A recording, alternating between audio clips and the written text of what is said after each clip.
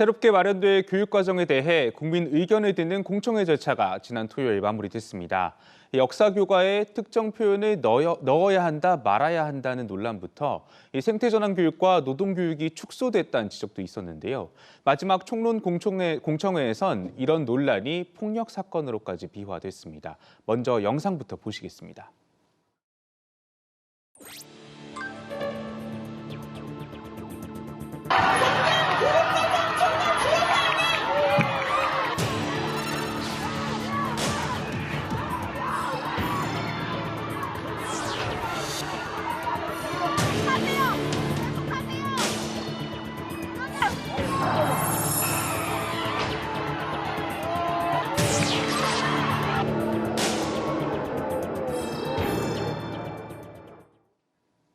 네, 이 자리에 있었던 최서현 특성화고 노조위원장 연결해 자세한 얘기 들어보겠습니다. 위원장님 안녕하세요. 네, 안녕하세요. 네, 안녕하세요. 지난 8일 진행된 2022 개정교육과정 공청회에 참석을 하셨습니다. 어떤 이유로 참석을 하셨습니까? 네, 작년 여수의 한 특성화고 현장 실습생이 실습하다가 목숨을 잃은 사건이 있었습니다. 그때 작년에 전국 특성화고 노동조합은 이 실습생을 추모하면서 부당함을 거부할 권리, 학교부터 노동교육을 실시하라고 하면서 이제 학교에서 노동교육 제도화를 요구했었습니다. 전국에 있는 교육감들도 2022년 개정 교육과정 총론에 노동이 반영되어야 한다고 주장을 했었고, 이제 국민들과 공청회 토론회 등의 의견 수렴 과정을 통해서 작년 말에 총론 주요 사항에 노동이 반영이 되었었습니다. 근데 올해 발표된 시안에는 노동이 빠져 있었습니다.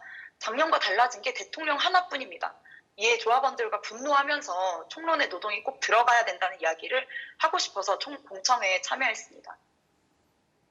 네, 이렇게 총론에 대한 문제점을 지적하면서 참석을 하셨는데 그런데 갑작스럽게 이 폭력 사태가 발생하면서 공청회가 중단되기까지 했습니다. 많이 놀라셨을 것 같은데 당시 상황은 어땠습니까?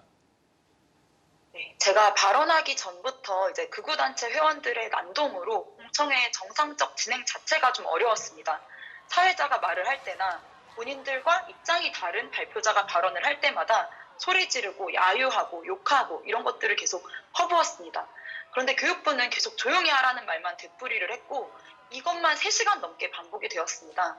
제가 발언 순서가 되어서 무대 위로 올라갔고 교육과정 총론에 노동을 삭제한 윤석열 대통령을 규탄합니다. 라는 첫 마디를 하자마자 극우 목사가 무대 위로 난입을 해서 달려들어왔습니다. 들고 있던 마이크와 부딪혀서 마이크에 제 얼굴을 맞았고 어깨 부분도 맞았습니다. 이후에 또 다른 극우단체 남성분도 뛰어들어왔었는데요. 그거는 피했긴 하지만 정말 테러 수준이었습니다. 네, 상당히 많이 당황스러운 상황이 발생했었는데 사실 이 공청회는 다른 단체도 아니고 이 교육부가 새 교육과정 개편을 앞두고 국민들 의견을 듣겠다며 마련한 자리였죠. 근데 이렇게 아수라장이 된 뒤에 교육부의 대처는 어땠습니까?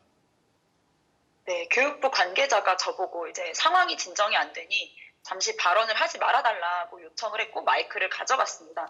저도 기다리다가 발언할 기회는 보장해줘야 된다. 저희 이거 얘기하려고 3시간 넘게 기다렸다라는 이야기들을 했는데 어쨌건 우왕좌왕한 상황이 계속되다가 갑자기 교육부 관계자가 참가자들에게 공청회를 마치겠다라고 발언을 했습니다.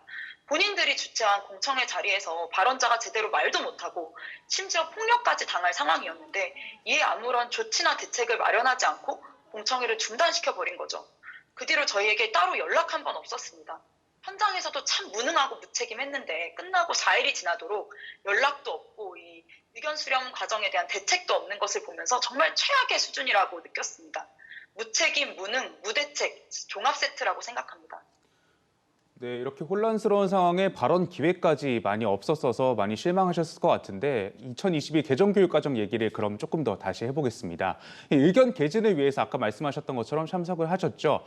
이번 교육과정 총론 시안에서 가장 문제가 되는 점 무엇이라고 보시는지 궁금합니다. 네, 여러 가지 문제가 많지만 총론에 노동이 빠진 것이 가장 큰 문제입니다. 아까 말씀드렸듯이 총론 주요 사항에 들어간 거는 국민 의견 수렴에 대한 결과였습니다. 이거를 교육부가 무시한다는 게 국민을 기만하는 거죠.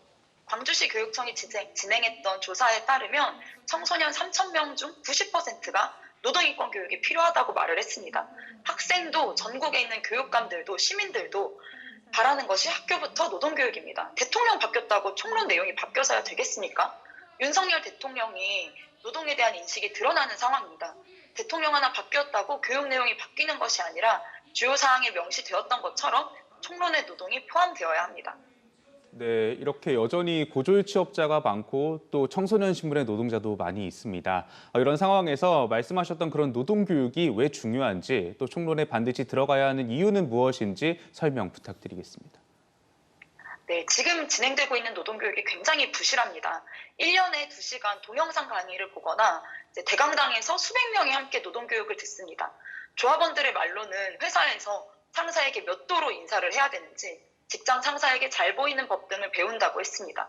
그러다 보니 실제 직장에서의 어떤 불이익이나 임금체불, 산재 문제, 부당해고, 직장 내 괴롭힘 등의 이런 문제들이 발생했을 때 어떻게 대처해야 될지 알기가 어렵습니다. 어떤 조합원은 직장 내 괴롭힘으로 3년을 고생하고 약까지 먹어가면서 고통스러웠는데 노동조합이라는 게 있다는 걸 몰랐다라고 하면서 노동교육이 중요하다는 이야기를 했었고요. 또 최근에 저희 조합원이 롯데리아 알바를 하고 있는데 손님들이 벌인 어떤 비품을 가지고 알바생에게 비용을 부담하게 했다는 황당한 일을 겪어도 대응하기가 어려웠다고 말을 했습니다. 우리나라 경제활동 인구의 70% 이상이 노동자입니다. 그런데 노동을 대하는 우리나라의 사회적 인식과 교육의 수준은 그에 미치지 못합니다. 해외에서 이미 청소년 노동인권 교육은 필수로 하고 있습니다. 우리는 이미 많이 늦은 거고 당장에라도 노동의 가치와 의미에 대해 학교에서 중요한 교육으로 다루어져야 합니다.